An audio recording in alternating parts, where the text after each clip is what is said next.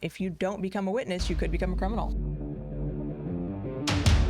We're the Armed Attorneys. Today we're talking about what happens if you witness a crime and how to be the best witness possible for law enforcement. Stick around to the end for our pro tip on a crucial step you should take within 24 hours of witnessing a crime. And before we get started, show your support for the Second Amendment by hitting the like button. And to start the conversation, I'm sure there's people, and you might be already typing your comment out, but please post the comment. Never talk to the police. Why would we ever want to be a witness or interacting with law enforcement? And there's a lot of reasons why it would be a good idea to be a witness as opposed to being an involved party. And there are some situations where you're kind of forced to be a witness. But to start off, why would someone maybe choose to be a witness as opposed to being involved? Yeah, and you know, this is a choice people actually make on a daily basis. Either you see something happening to someone else and you can choose to become involved or not. Or, I mean, you know, what we see here in Texas quite a bit, I think maybe one of the most frequent calls we get is, I see someone breaking into my car. What do I do? Right. The law is really unclear here in Texas on your rights to shoot when someone's breaking in your car. So our conservative legal advice is generally be the best witness you can be. You know, and why do we say that? I mean, I think first and foremost, anytime you're involving yourself in a use of force incident, it can become a use of deadly force incident, right? And once it becomes a use of deadly force incident, I mean, you could lose your life, right? Yeah, with that, and that happened to a client. We had a client observing a violent transaction, decided to intervene to try to stop, and ended up losing his own life. So sometimes, maybe it's not the best idea to inject yourself and just be a witness. Or what if you see that interaction, you end up, you want to intervene with force, you end up using deadly force, and then you don't lose your life, you lose your freedom. Right. I mean, there are, a very short list of people I would go to prison for, and a stranger in a parking lot is probably not one of them. And then the second big consideration is for, you may be compelled as a witness. Unlike, maybe you see this in courtroom dramas on TV, the Fifth Amendment doesn't protect witnesses to crimes, it protects the accused. And so what we see happen, and courts can do this, they can order someone to show up to court. That's one of the magic powers a court and attorneys have. They can compel them to testify if they're not incriminating themselves. So if you've observed a crime or you've observed an incident and it doesn't implicate yourself, you may not have a right to remain silent. Effectively. Yeah. And so that's another reason why it's kind of a good idea to think about how to be a good witness, because some people find themselves in that situation as well. And I say the final consideration would be maybe a duty to report. Wouldn't you say? Sure. Okay. This is not universal throughout the country, but there are many states that do, in fact, have, and I think it's mostly felonies, and there are generally some little tidbits attached to it, as to when that duty to report attaches. But you may live in a state where if you witness a felony, you might have that duty to report, which means if you don't become a witness, you could become a criminal. Yeah, and it typically comes up in a situation where there's a felony and there's no reason to believe that it's been reported. And so that's, we see that those kind of elements pop up over and over. But when it comes to being a good witness, what would you say kind of the key components are? Yeah. Well, first, I think is details. Yeah. It's really hard when you're full of adrenaline to concentrate on details, but it is crucial for law enforcement. What someone is wearing, license plates on vehicles, number of persons involved.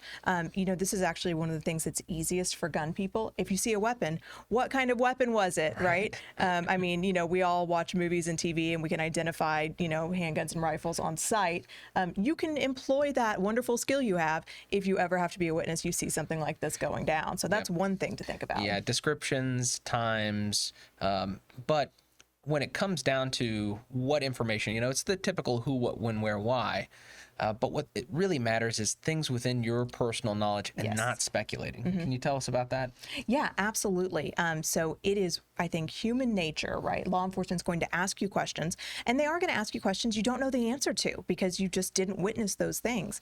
And it's human nature to try to fill in those blanks, particularly when we're in this mode of trying to be helpful. Right.